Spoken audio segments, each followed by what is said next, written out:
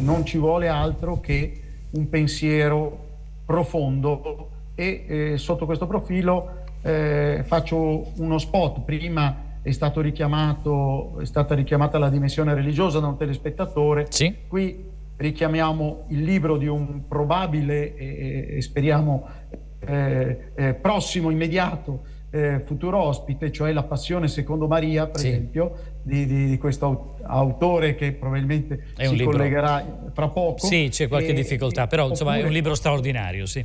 Oppure pensiamo dall'altro lato a Papa Francesco con la sua ultima enciclica, cioè riferiamoci a libri di filosofi o di grandi personalità morali come Papa Francesco con l'enciclica di Lexit Nos sul cuore di Cristo, sul ruolo del cuore di Cristo per la pace. Vedo in un altro autore importante che forse ci sarà prossimo nel collegamento e quindi mi taccio perché questo grande autore che vedo in preview. Tu lo vedi, professore, lei lo vede, ma io non lo...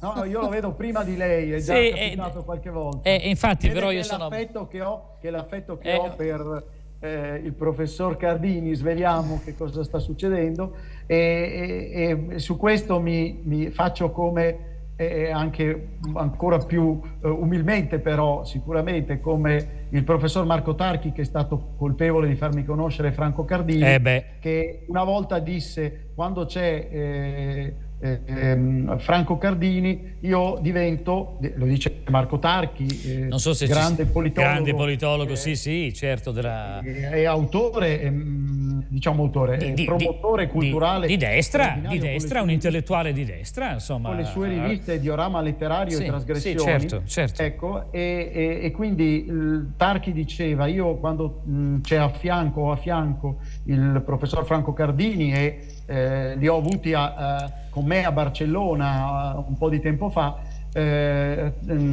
Tarchi diceva: divento come il paguro Bernardo e mi aggrappo alla conchiglia e noi ci aggrappiamo molto volentieri. Non so se il professore mi sente già. Professore, riesce a sentirmi? Sì, devo anche dirle che da 50 anni sto ripetendo, perché lo dicevo già quando ero nel movimento sociale, giovanissimo, tra i 15 e i 25 anni, che io non sono mai stato di destra e l'ho sempre scritto. Evidentemente sono poco letto. È poco letto. Vabbè, ma lasciamo da parte che destra, sinistra, insomma, poi l'ha scritto anche tanto tempo fa Norberto Bobbio, sono categorie un po' così passate. Detto questo, io sono molto contento, anche inorgoglito, diciamo, di avere lei, professor Cardini, che il professor Cevolin non è una sviolinata, non posso essere accusato di piaggeria, è il più grande storico medievalista italiano di sempre, no, professor Cevolin? Non sono nemmeno il più largo medievista, perché io non scherzo al riguardo, ma c'è chi è più largo di me. Esatto, esattamente. Allora segnalo al dottor Versace che c'è in preview un altro ospite straordinario. Siamo riusciti a stabilire il collegamento? Vediamo se riusciamo. Professor Cacciari, ha solo il microfono spento. Professor Cacciari, mi sente? Il professor Cacciari. Vedo il professor Cevolin sta facendo all'impronta e alla bisogna un po' da tecnico, diciamo. Professore, mi sente anche lei? No, ancora no. No, perché ha il microfono spento, bisogna attivare il microfono. Vediamo se è possibile. Ho capito, ma sono collegamenti. Muovere il mouse e probabilmente cercare in basso l'icona dell'audio. Mi scusi, professor Cardini, ma perché essere di destra è infamante? Solo che io non sono di destra. Bene. Ma soprattutto di questa destra, che anzitutto e prima di tutto e soprattutto una destra di tipo economico, che sta esagerando anche come tale, non è la dignitosa destra liberale di una volta, ma francamente io non c'ho niente a che fare. Niente a che fare, lo dice chiaro e tondo, professor Cardini. Vediamo se Massimo Cacciari può, non solo ci sente, ma anche può risponderci. Ci sente, professore? Mi sente? No, purtroppo il microfono. Se non attiva il microfono non possiamo sentire la sua voce, che era l'obiettivo a cui tendevo io, diciamo. Allora, passiamo una telefonata del pubblico. Pronto? Le cose non sono semplicissime. Pronto, dottore Versace. Chi parla? Buongiorno e auguri a lei e ai suoi ospiti. Sì. Senta, io volevo... Chi parla, mi scusi? Mi sente? Chi è che parla? Franco da Torino. Franco da Torino. Dica. Mi sente? Sì. Allora, no, io volevo parlare per quanto riguarda l'immigrazione. Io dico, ma queste persone, indipendentemente se sono, per dire, portate dai scafisti, che fa gente che dovresti prendere, schiappare in galera e buttare via la chiave, ma ci rendono conto della gravità, del pericolo che affrontano. Allora, io a volte vedo una certa sinistra buonista, e adesso vediamo, per dire, nelle città italiane i disagi sociali, il degrado, la paura di uscire di casa, cioè come se fosse, per dire, un sacrosanto diritto partire dal proprio paese e dargli ospitalità. Noi in Italia abbiamo la bellezza di 3 milioni di famiglie alla totale povertà, ci sono 6 milioni di persone che non mangiano, non riescono a mettere a tavola un piatto di pasta. Sembra che qui venire in Italia sia il paradiso terrestre. Allora io dico una cosa, cioè, visto che la sinistra dice sempre ma l'immigrazione, i nostri nonni, i nostri genitori, mio papà è partito dal sud, è nato in Germania, lo vedevo una volta all'anno, ma per arrivare in Germania hanno fatto un check-up, gli hanno chiesto il lavoro che faceva, gli hanno fatto un check-up della sua situazione, per dire, perché sennò altrimenti non andavi via. Sì, certo, non entravano. Grazie Franco, chiarissimo, grazie. Sintesi, vi chiedo sintesi. Professor Cardini, a cosa serve la storia secondo lei?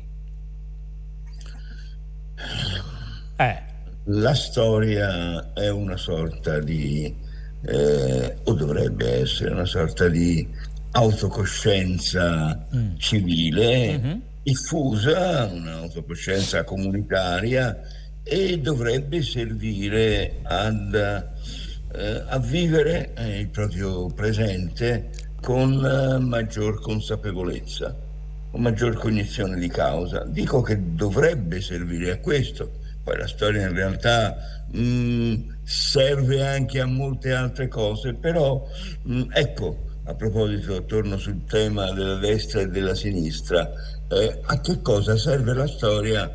La trovo una domanda molto di destra. In questo senso, uno dei peggiori guai del nostro Occidente, e forse uno dei guai dei quali l'Occidente finirà col morire, è questo atteggiamento costantemente utilitarista davanti a qualunque problema. A che cosa serve? È una cosa che i nostri ragazzi, i nostri figli, i nostri nipoti, i nostri bisnipoti, addirittura io a 84 anni sono abbastanza vecchio per avere anche bisnipoti, ci chiedono continuamente: a cosa serve l'arte? A cosa serve l'arte? A cosa serve la bellezza? Qualsiasi cosa. A cosa serve Dio? A cosa serve il credere in Dio? Cioè, cosa ci guadagno se amo la bellezza, se amo l'arte, se credo in Dio? Che cosa ci guadagno? Vivo meglio? Ho più soldi? Non esiste nessun valore che paia al di là delle questioni che sono in fondo utilizzate, utilitarie, monetizzabili. Una cosa serve se può condurre a uno scopo vantaggioso per il singolo, vantaggioso per l'individuo. Ma scusi professor Cardini, non è che noi questa domanda che lei dice di destra, molti se la pongono perché tanti storici hanno raccontato solo una parte della storia per motivi ideologici di appartenenza? Beh, non è possibile raccontare la storia nel suo complesso, non è possibile conoscere la storia nel suo complesso. Vede, c'è una sorta di iato, una sorta di reciproca parete che non permette la comunicazione tra quello che noi sappiamo del passato, quindi la storia così come noi la ricostruiamo, con i nostri mezzi, con la nostra memoria e magari anche con le nostre manchevolezze, le nostre debolezze, e la storia come realtà obiettiva. Per quanto noi facciamo, per quanto ci sforziamo, noi non riusciremo mai a conseguire una perfetta adesione nel nostro racconto del passato rispetto a quello che il passato è stato. E questo ci porta naturalmente a pensare alla storia come qualcosa di, tecnicamente parlando, sempre più perfettibile, sempre migliormente avvicinabile alla realtà, sempre più perfettibile. Vi faccio un esempio: fino a qualche decina d'anni fa, nel museo di Ho chiesto di mandartelo, Massimo, nel museo di Pompei c'erano dei tizzoni, erano dei cilindretti di carbone, erano praticamente i volumina, plurale del termine volumen, che in latino vuol dire libro. C'erano dei volumina bruciati durante l'eruzione del 79 d.C., al tempo della distruzione di Pompei, che naturalmente erano ormai carbonizzati ed erano inutilizzabili, biblioteche intere. Oggi ci sono mezzi tecnici per srotolare questi tizzoni, per farli tornare ad essere dei rotoli di papiro, sia pure bruciati, e poterli leggere. Naturalmente questo è un progresso immenso.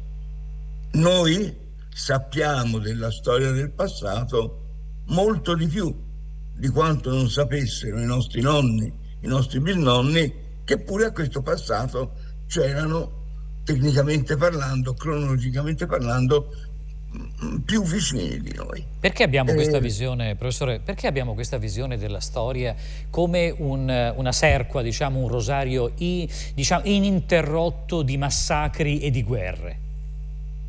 Perché la storia è insegnata male, perché è studiata male, perché è compresa male. D'altra parte la storia, ecco, e qui torna l'uso servile della storia. La storia nei secoli si è sempre prestata a quest'uso di carattere pratico. Cosa diceva Cicerone? Cicerone diceva: historia est opus maxime oratorum. La storia è qualche cosa che serve soprattutto agli oratori. Chi sono gli oratori? Se lo diciamo una parola derivata non dal latino ma dal greco, lo capiamo meglio. Sì. Gli oratori sono dei retori. Cosa fa il retore? Il retore della verità. Non interessa proprio nulla. È il filosofo che si occupa della storia, no? Della verità. Non è il retore. Al retore interessa convincere. E perché? Evidentemente per due motivi: o ci guadagna sopra o è al servizio di chi vuole che le cose siano viste in un certo modo. Ecco, la storia serve a convincere che il passato è stato in un certo modo. Noi siamo ormai arrivati, insomma, ci sono dei secoli, lunghi secoli di riflessione al riguardo, a una visione diversa della storia. La storia è il complesso degli avvenimenti, delle istituzioni, delle storie, delle strutture del passato, viste nella loro dinamica, che deve essere ricostruito in funzione di un presente che deve andare verso il futuro. Quindi la storia è la consapevolezza del nostro essere nel tempo, e questo è un valore essenzialmente etico, essenzialmente civico, che però è lontanissimo da un uso strumentale della storia. L'uso strumentale della storia è quello che il passato ce l'ha fatta vedere come una sequenza di fatti che riguardavano i re, i principi, i campi di battaglia, esatto, le guerre, i trattati. Certo. E oggi o meglio, e in un passato un po' più vicino c'è stato anche chi ci ha detto no, non si fa la storia così, si fa la storia delle masse, si fa la storia dei popoli, si fa la storia delle genti, si fa una storia finalizzata alla liberazione dei popoli, si fa una storia finalizzata alla società senza classi. In passato qualcuno ha anche proposto una storia finalizzata alla supremazia di una nazione o di una razza. Beh, questi modi di fare storia erano modi aberranti, ma hanno dominato nelle società, e hanno dominato perché appunto continuava a valere il principio che la storia doveva servire a qualcosa, l'uso teleologico della storia. La storia tende a un fine, a un telos. Ora io sono cattolico e come cattolico sono convinto che la storia ha un fine, ma tutto questo riguarda un fine di carattere metafisico, di carattere appunto anche metastorico, qualche cosa che è inattingibile dalla nazione, dalla realtà della natura umana. La storia è nelle mani di Dio, ma Dio non lo viene a dire né a me né ad altri dove la storia tende. Io come cittadino che ha la funzione di studiare storia, io devo spiegare quali sono le leggi interne che, secondo la nostra coscienza, secondo la nostra cultura, secondo la nostra comprensione, dominano gli eventi storici, tenendo sempre presente che l'evento storico di per sé non è mai razionalmente dominabile, perché a un momento opportuno succede sempre qualche cosa che non ci aspettavamo. Quello che un grande studioso del passato, Vilfredo Pareto, chiama l'imponderabile. L'imponderabile. Noi lavoriamo per costruire una certa realtà, per costruire un impero, per costruire un capitale, per costruire un grande edificio, una bella cosa, eccetera. Poi arriva un terremoto, poi arrivano gli Unni, poi arriva la peste nera, oppure poi arriva ancora al positivo un evento che ci fa cambiare idee e prospettive. Muta. Perché noi siamo nel XX secolo e lo vediamo atteggiato e organizzato così com'è?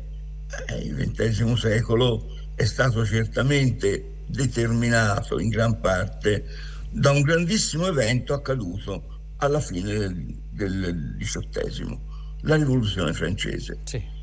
Ma la Rivoluzione francese è stato qualcosa di impensato e di impensabile nella civiltà del XVIII secolo, la civiltà di Maria Teresa, la civiltà di Caterina di Russia, la civiltà della grande Inghilterra, della Compagnia delle Indie, dei grandi sistemi imperiali e coloniali.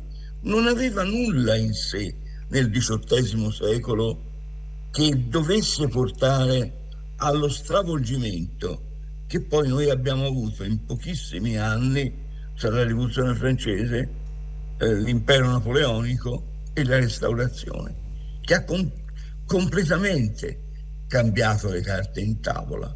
Se qualcuno avesse detto al grande Voltaire dove sta andando la società, e lui avrebbe risposto, e ha risposto in realtà, dando risposte che sono state di per sé totalmente superate e cancellate dai fatti, perché questo grande secolo così pieno di se stesso e dell'ottimismo della ragione è crollato come un castello di carta davanti alle armate giacobine della battaglia di Valmy nel 1793, e abbiamo dovuto ricostruire, abbiamo dovuto ricominciare da capo, così come se non ci fossero stati personaggi come quel ebreo di cui conosciamo storicamente poco, quasi nulla, che noi ordinariamente chiamiamo Gesù. Sì. o come quel cammelliere arabo che si chiamava Muhammad nel VII secolo. Sì. Se non fossero stati loro, la storia sarebbe stata del tutto diversa, perché loro hanno impresso un mutamento enorme alla storia, e la storia bisogna farla con i se e con i ma. La storia bisogna scriverla anche al condizionale, non per far finta che le cose siano andate in un'altra maniera. Quella sarebbe fantascienza. Qualcuno ci fa i soldi con i libri e con i film e fantascienza, ma quella non è storia. Ma per fare una storia aperta alle infinite possibilità dell'essere.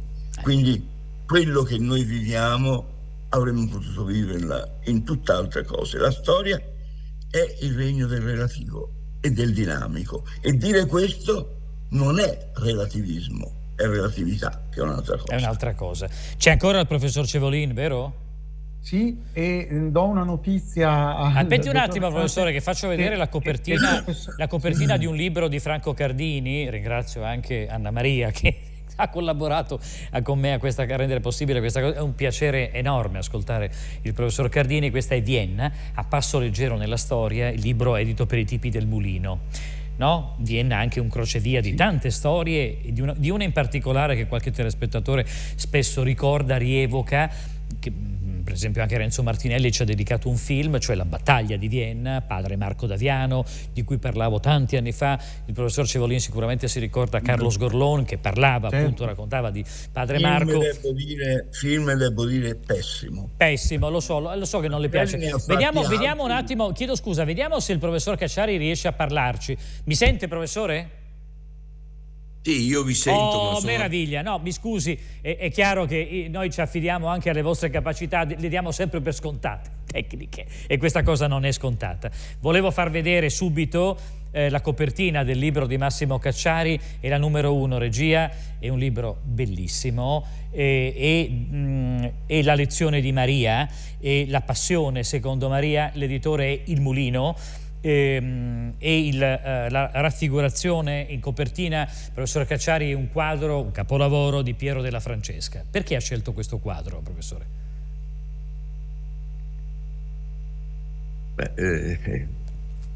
Perché mi pare sia una rappresentazione esemplare della realtà e insieme del valore universale di questa figura. La figura è una figura di donna, Piero la rappresenta negli abiti del suo tempo e in una posa